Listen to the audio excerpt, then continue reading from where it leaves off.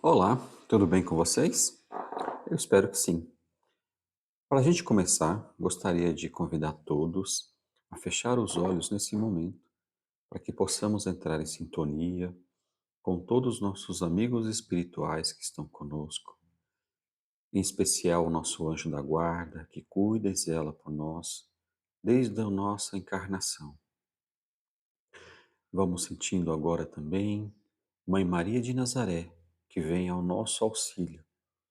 Ela vem nos embalando nos seus braços de amor, com seu amor de mãe que nos envolve. Ela nos leva à presença de Jesus, o seu Filho e o nosso Mestre querido, que nesse momento nos abraça com um abraço de profundo amor e carinho. Então Jesus nos abençoa e convida a viver o seu Evangelho e nos leva à presença de Deus, nosso Pai e Criador. E só temos a agradecer a Ele tudo aquilo que acontece em nossas vidas. E como forma de gratidão, vamos entregando a Deus a prece que Jesus nos ensinou. Pai nosso que estais no céu, santificado seja o vosso nome. Venha a nós o vosso reino. Seja feita a vossa vontade, assim na terra como no céu. E o pão nosso de cada dia dai-nos hoje. E perdoai as nossas ofensas, assim como nós temos perdoado aqueles que nos têm ofendido. E não nos deixeis cair em tentação, mas livrai-nos de todo mal. Que assim seja, graças a Deus. Bem, o tema que eu gostaria de trazer hoje se refere a uma passagem de Jesus que ele está lá reunido com os apóstolos e ele diz assim: Orai e vigiai para que não entreis em tentação. Essa passagem ela está no Evangelho de Mateus, no capítulo 26. A gente sempre ouve essa passagem, né? Eh, essa, essa passagem de Jesus falando em orar e vigiar. Então, eu queria explorar um pouquinho mais sobre isso para entender primeiro o seguinte: Jesus está falando para a gente orar. Tá, orar todo mundo sabe de fato o que é, né? É um ato de conexão com o Criador. É a forma com que a gente tem de entrar em sintonia, em comunhão com o Criador, com o sagrado, com Deus. Da forma como cada um de nós vai fazer isso de uma maneira pessoal. É uma relação entre nós e Deus. Então isso é pessoal. Então o ato de orar é isso. Mas com relação ao vigiar, o que Jesus está querendo dizer no vigiar? Vigiar o quê?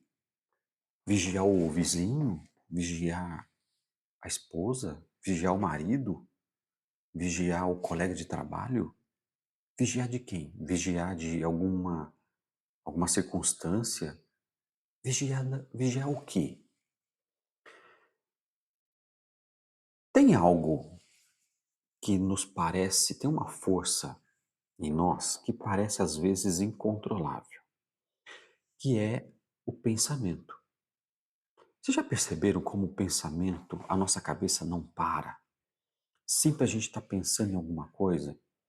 E o pensamento exatamente é isso, é a capacidade da gente processar informação, da gente refletir sobre é, informações, sobre acontecimentos, formar opiniões, tomar decisões. Então, a nossa mente está sempre trabalhando. Mas o que acontece? Dá a impressão que tem hora que os nossos pensamentos, eles fogem do nosso controle. Eu vou dar um exemplo agora para vocês. É, eu não, eu vou dar um exemplo para deixar claro isso. Faça o seguinte exercício. Eu vou falar para você não pensar em algo. Então não pense em algo que eu vou dizer agora. Então nesse momento, não pensem num elefante todo amarelo com bolinhas rosas. Não pense nesse elefante. E aí, deu certo não pensar nesse elefante? Eu acredito que não, porque o nosso pensamento, ele já, a partir do momento que você a gente fala, né, a descreve a imagem já brota na nossa mente de uma forma quase instantânea. Não tem como bloquear isso. Então, perceba que o pensamento é algo que a gente está sempre em movimento dentro de nós. E Jesus ele diz assim, ele usa um verbo interessante, ele diz, eh, orar e vigiar. Então, quando Jesus ele coloca o verbo vigiar, ele está falando assim, olha, ele está falando o seguinte, olha, ore, eleve o seu padrão de pensamento e vigie sobre esses pensamentos que estão acontecendo. Tá? Então, vocês podem perceber que constantemente nos trabalhos aqui de assistência, a gente sempre tem falado o seguinte: olha, sempre tem falado da necessidade de elevar o pensamento. Então, na prece, por exemplo, na prece inicial, a gente fala, vamos levar o nosso pensamento. No momento do passe, vamos levar o nosso pensamento a Jesus. Então, percebo que é algo que a gente sempre está colocando. Então, quando Jesus coloca o ato de vigiar, ele está relacionado, né, diretamente ao quê? A vigiar os nossos pensamentos, porque são deles que nascem as nossas ações, reações, as nossas ações e atitudes, negativas e positivas. E a gente não tem percepção ainda, a gente não sabe, nós humanos ainda, a gente não tem ideia de como é importante a questão dos pensamentos na nossa vida, na nossa qualidade de vida. A ciência, ela tem cada vez mais mostrado fatos que têm demonstrado isso, como o nosso pensamento interfere na nossa própria qualidade de vida. Um exemplo disso aconteceu lá na época da pandemia. Lá em 2020, as empresas, né, as empresas, os institutos de pesquisa começaram a investigar uma, uma vacina, procurar uma vacina, desenvolver uma vacina para o Covid. E, e tem um fato interessante que isso me chamou muita atenção. Teve uma pesquisa para uma dessas vacinas que aconteceu em Harvard, na Universidade de Harvard. E lá o que acontece? Toda pesquisa com vacinas, ela tem um início, que é um início em testes de laboratório, e chega uma fase que chega na fase de testes com humanos, para testar a eficiência, né, da vacina e testar também as as reações adversas que as pessoas podem ter, né, com aquela vacina. Essa pesquisa, quando eles fazem isso, eles selecionam, eles convocam voluntários e eles fazem dois grupos, separam esses voluntários em dois grupos. Um grupo recebe a vacina real, a vacina que está em teste, e um outro grupo recebe uma vacina que é um placebo, é só um soro, não tem nada de vacina ali. Só que quem recebe essa vacina, os voluntários, eles não sabem o que eles tomaram. Eles não sabem se é um placebo ou se é a vacina real. E essa pesquisa de Harvard, ela no final dos testes, ela achou um dado, assim, ele é fantástico. Ele serve para a gente de muita reflexão. Eles analisaram os dados, né, desses participantes, desses voluntários, e eles perceberam o seguinte, que 35%, ou seja, uma a cada três pessoas, elas elas sentiram reação à vacina do Covid, mas elas não tomaram a vacina real, elas tomaram um placebo. A pessoa, 35% dessas pessoas, elas tomaram uma vacina só de soro fisiológico e elas apresentaram reações à vacina. Como assim? Da onde está vindo essas reações? Da própria, da próprio pensamento. A própria pessoa gerou essas reações dentro dela. Então, espiritualmente falando, isso a gente começa a entender com mais profundidade através das informações que vêm da espiritualidade. A gente entende que quando todos nós emitimos um pensamento, é como se esse pensamento ele se propagasse em ondas, ele formasse em ondas e assim ele acaba sendo espalhado, sendo projetado. É como se fosse, sabe quando você joga uma pedra num lago, na superfície de um lago, e forma aquelas pequenas ondas? O nosso pensamento é assim. Ele se transmite, ele se projeta dessa forma. E o mais interessante, esse mesmo pensamento que, que é projetado por nós, ele deixa impresso a sua marca ao nosso redor. Então, ele acaba plasmando aquilo que nós estamos, os sentimentos que nós estamos vibrando, a forma com que a gente está pensando. Fica impregnado em nós esses pensamentos, a qualidade desses pensamentos. E aí Kardec, ele chama, ele dá um nome muito interessante a isso que se forma em torno de nós em função dos nossos pensamentos. Ele chama de atmosfera, né, que é algo que está em volta de nós, atmosfera psíquica. Então, cada um de nós tem a nossa própria atmosfera psíquica. E aí a gente começa a entender o seguinte, às vezes aí a gente começa a entender quando a gente é atraído por pessoas e quando, por outro lado, também existem pessoas que a gente não consegue ficar perto. Eu acho que todo mundo já percebeu isso. Então, tem pessoas que se aproximam de nós e, gente, não dá vontade de ficar longe da pessoa, né? Tem um otimismo, uma alegria, uma vibração que a gente se sente bem ao lado dessas pessoas. Ou seja, essa pessoa, ela tem um padrão de pensamento já tão positivo que isso envolve essa pessoa.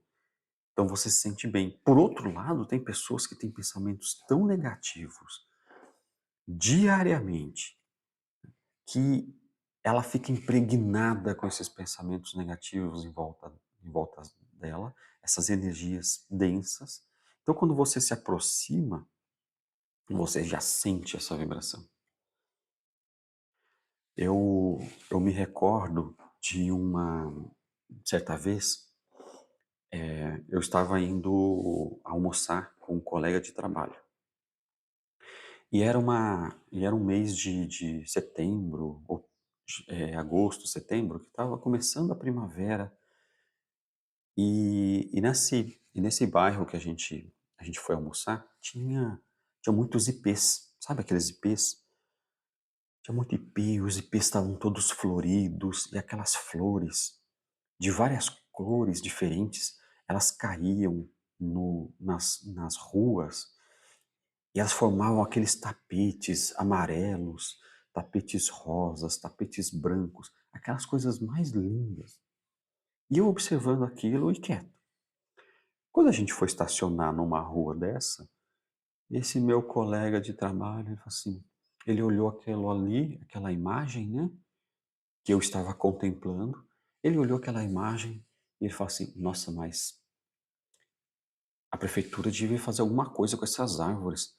Elas fazem muita sujeira. Olha como está sujo isso daqui. Então percebam que a nossa forma de ver o mundo tem muito a ver com os nossos próprios pensamentos. Como a gente identifica o mundo ao nosso redor nasce dentro de nós. Quais os pensamentos estão dentro de mim que me fazem ver o mundo? E os nossos pensamentos, eles funcionam, espiritualmente falando, funcionam como um cartão de visita. Sabe aquele cartãozinho de visita que a pessoa se apresenta? É a mesma coisa. É ele que representa em nós a nossa essência espiritual. Então, no plano espiritual, quando a gente desencarnar, quando a gente fizer a nossa passagem para o plano espiritual, a gente não vai ser reconhecido pela nossa imagem física. A gente vai ser reconhecido pelos nossos pensamentos, porque no plano espiritual, a comunicação se dá através dos pensamentos. Não precisa mais verbalizar, não precisa mais você falar o que você está passando. O pensamento ele é captado pelos espíritos. Olha como essa informação é importante. Então daí começa a entrar a nossa responsabilidade no nisso que Jesus está falando, de vigiar, de nos vigiar, vigiar esses nossos pensamentos. Então, porque é através deles que a gente é identificado. E é através desses pensamentos que a gente vai atrair energias, vai atrair pessoas, vai atrair circunstâncias e situações para nós mesmos. Mas na prática, agora na prática, como que a gente vai vigiar os pensamentos? Então, olha só, Jesus ele recomendou vigiar, ele não recomendou controlar, porque controlar é extremamente difícil, como a gente viu. Mas a gente pode vigiar esses pensamentos. Como que a gente faz isso? Comece analisando a qualidade deles. Então, se forem pensamentos positivos, pensamentos de otimismo, pensamentos de esperança, pensamentos de fé, ótimo, maravilha, cultive essa elevação. Caso contrário, se forem pensamentos mais negativos, de pessimismo, não lute contra eles. Não lute contra eles. Ah, eu vou pensar em outra coisa. Não, não lute contra eles. Apenas mude o foco. Mudar o foco como? Se você sentir que a sua vibração caiu, os seus pensamentos estão negativos, não alimente isso, porque às vezes processos depressivos começaram, que estão hoje implantados, eles começaram com uma tristeza pequenininha e foram alimentadas. Então, qual que é a recomendação? Mudar o foco. Vai fazer uma boa leitura de um livro legal, vai fazer uma prece, vá fazer uma meditação, vá assistir um filme que você goste, uma série que você goste, que te traga boas energias. Também não vai assistir um filme, uma série que vai te deixar mais triste ainda, pelo amor de Deus. Não é isso. Vai fazer uma atividade física, uma caminhada, ou seja, mude o direcionamento desse pensamento. Isso está no nosso controle. E é assim que a gente, direcionando a nossa mente, a gente consegue mudar o nosso padrão vibratório. E aí a gente também não pode esquecer da importância do próprio Evangelho no lar. Evangelho no lar, que é uma prática recomendada para todas as famílias. Escolha um dia e um horário na semana que você sempre vai estar em casa com a família.